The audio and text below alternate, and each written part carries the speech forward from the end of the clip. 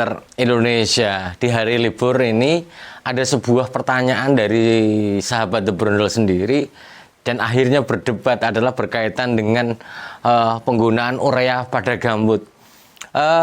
Banyak mitos di masyarakat bahwa penggunaan urea pada gambut akan membuat sebuah hal menjadi di gambut itu menjadi berbahaya.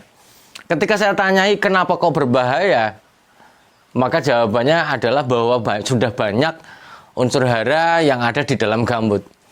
Untuk para petani dan para planter semuanya, bahwa penggunaan urea adalah kandungan atau pupuk yang banyak dimiliki di Indonesia dengan kandungan 46% sebagai suplai nitrogen yang cukup besar.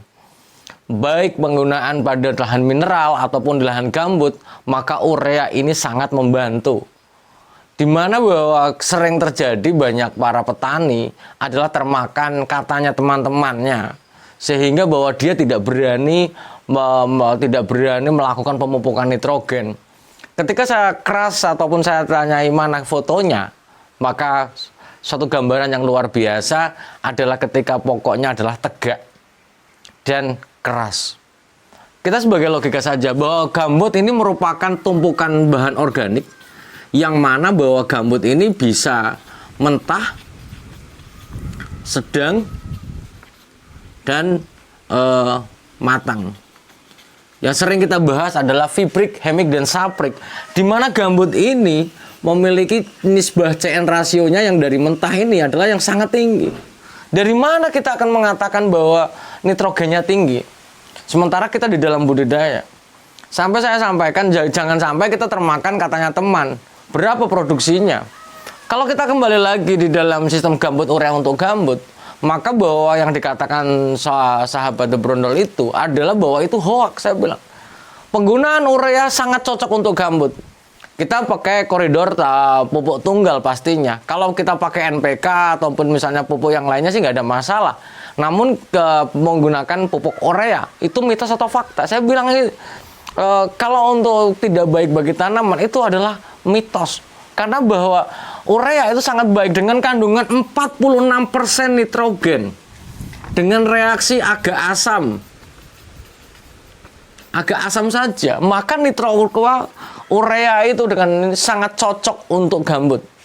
Dibandingkan dengan kalau seandainya pilihan nitrogennya adalah pakai urea atau ZA, Zouavel Zeur Ammonium ini, maka justru ini yang nggak cocok. Karena bahwa kembali lagi ini adalah 21% nitrogen dan ada 24% sulfur yang berasal dari SO4 yang mana akan menjadikan lahan semakin asam.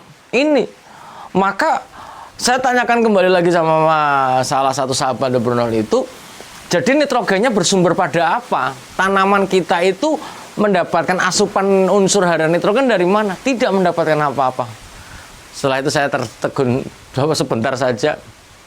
Loh, kok masih ada yang katanya bahwa gambut tidak boleh menggunakan urea. Namun dia tidak memberikan unsur hara yang lain atau unsur hara nitrogen yang lain bagi untuk tanamannya. Ini adalah suatu hal yang nih.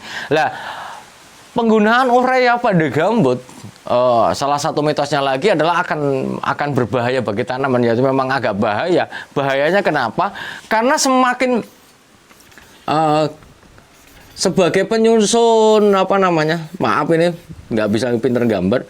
Jadi dia kalau akan menyusun pangkal pelepah, akan menyusun jaringan pangkal pelepah yang lebih renyah dan besar pastinya, sehingga dia akan mekar.